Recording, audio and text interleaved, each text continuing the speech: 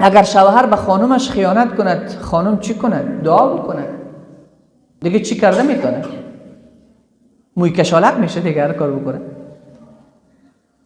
دعا بکنه، بهترین راهکار. به شوهر خود دعا بکنه. مگر خودش نمیتونه شوهر خود خواستیش پورا بکنه، ضعیف است، ناتوان است، نمیتونه، به شوهرش بگه شوهر برو زن بگیر ولی نکو خود به آتش جهنم نسوزان.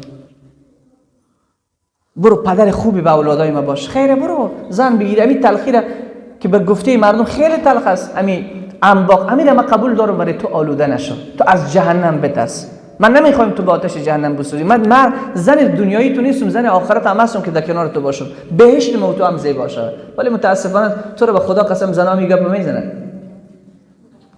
پس ببین چقدر مشکل است، از کجا که تا به کجاست. هیچ مرد آمده شکایت کرده پیش من که میگه زنم گفته هر چی میکنی، هر روسیایی که میکنی بکن، ولی زن گرفته نمیتوانی. چون یعنی دنیای من خوب شده.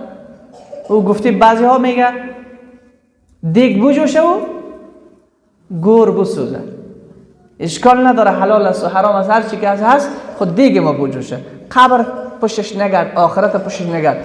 یه همون زنایی هست که از خدا خیلی خیلی بیخبر هستن، از دین خدا هیچ حالیشون نمیشه.